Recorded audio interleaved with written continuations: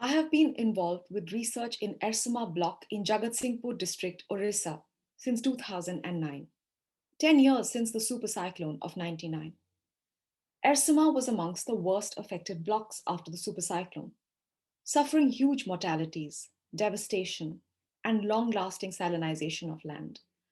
Farmers experienced dramatic curtailment of paddy cultivation, their main crop. And although some paddy cultivation has been resumed, even as recently as 2019, there was practically no paddy being cultivated in the areas closest to the sea. Driven by desperation, in the early aftermath of the super cyclone, many farmers decided to convert their paddy fields into ponds or gheris to cultivate shrimp, colloquially known as chunguri chasa in Oria, or simply prawn farming. In 2010, I led a study on the trajectories of livelihoods in Ersima since the super cyclone. I witnessed a great deal of distress at that time on account of indebtedness, following on from failed attempts at shrimp culture. Farmers were not able to restart paddy cultivation either because of land salinity. So when I returned in 2017 to Ersima and found that farmers had once again embraced aquaculture, it was a puzzle. I soon found out that this centered on the shift from black tiger shrimp, Pineos monodon, to the Pacific white shrimp, Pineos vanamei.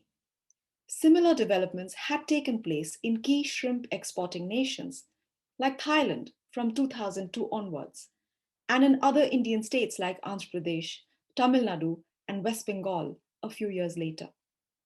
I learned that this new variety of shrimp, vanamei, had considerable advantages over the black tiger shrimp. It had higher stocking density, for example. It had superior resilience to disease. But at the same time, these factors alone could not fully explain what I was seeing.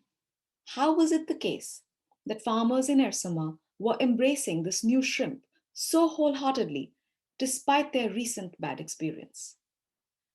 What I found out was in some ways not too surprising.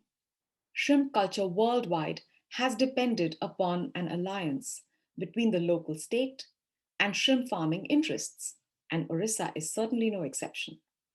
Orissa has aggressively supported the development of commercial aquaculture and promoted private shrimp cultivation, sometimes controversially, like around Lake Chilika. The Orissa Fisheries Policy of 2015 seeks to promote aquaculture entrepreneurship, and state officials are advised by leading seafood exporters in policymaking.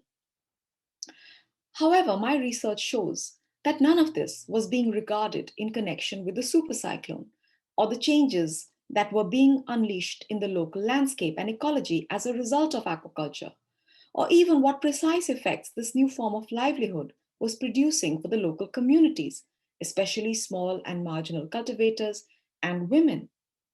A senior official in the State Disaster Management Agency confidently dismissed my questions with the statement, aquaculture has nothing to do with cyclones. My research has shown me that perhaps nothing could be farther from the truth. A big part of the explanation for why so many farmers have embraced aquaculture despite its risks lies in the effects of the supercyclone, where paddy cultivation is difficult, especially in the context of little sustained and appropriate help from the government. The tremendous willingness of the state to support the forces of aquaculture, which is uncritically regarded as a productive livelihood, a good thing for both the people and the state, also draws justification from the supercyclone, because as both officials and people say, if there is nothing else growing here, then why not do aquaculture? The state requires farmers to register aquaculture, and those who register qualify for state support too.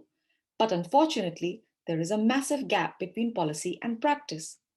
A very large number of farmers that have taken to aquaculture in Ersima are in fact not registered. One main reason for this is that they do not meet the formal requirements for registration. They lease lands on a short term of a year or two or three at the most and on an informal basis. This situation has some worrying implications. For one, these farmers are not obligated to install effluent treatment systems, as set out in the National Guidelines for Sustainable Aquaculture. And so it is common practice for farmers to just let out used waters after a cycle of shrimp culture following simply bleach treatment just into the ground. In my interviews with officials, I could not learn if anyone is assessing the long term impacts of aquaculture for the ecology, for the environment, such as for soil salinity or groundwater quality. I do not know if the state, in its enthusiasm to encourage a remunerative activity, is turning its eyes away from potentially significant environmental changes. Changes that could be extremely important for the consequences of future cyclones, which are always a possibility in this region. Aquaculture is a capital intensive activity.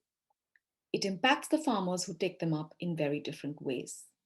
I learned that small and marginal farmers with less than 2.5 acres of land that make up the majority here depend upon financial intermediaries that have ties to exporting companies. Now, although in a good year, such farmers would make more money than they might have made on paddy, it is also true that they are exposed to very high degrees of risk and they stand to lose everything if the shrimp fails. That is also a possibility, even today with Vaname. There are many seaside villages where farmers are too poor to take up shrimp on their own lands and have been reduced to becoming wage laborers from being paddy cultivators earlier. Precarity has become a way of life in post supercyclone Ersima. Many women who worked on paddy earlier are excluded altogether from shrimp culture, which is a very male dominated livelihood activity. My research has taught me the value of a long term perspective because it allows us to look beyond the immediate periods of relief, reconstruction, and recovery. Disaster management approaches often presume that there are linear or even orderly paths to a larger process of recovery and disregard the likelihood of uncertainty. And as my research shows, such approaches ignore the possibility that other influences and processes can and do vitally shape the trajectories of lives and livelihoods over time. And these are as much a concern for overall recovery as the actions and interventions that are labeled as disaster related by the state and other agencies. A major problem also is that disaster management as a field of governance is largely seen to focus on relief, restoration, reconstruction, and preparedness, not recovery. Moreover, typically the responsibility for overseeing recovery rests not with any one agency, but with so called normal government. But in fact, few government departments actually formulate any specific plans for disaster recovery. When disaster recovery is built into management plans, it is typically to mention inventories of infrastructure or other amenities that can contribute to disaster preparedness and enable prompt rescue and relief. No doubt these are important objectives, but as a very experienced administrator told me, an emphasis on infrastructure projects for too long can become a distraction.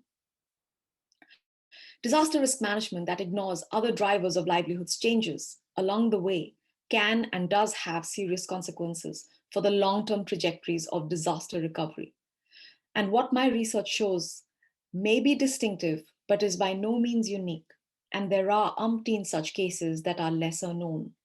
And without proper attention to understanding these long term changes, we may be at risk of missing the vital links in disaster recovery.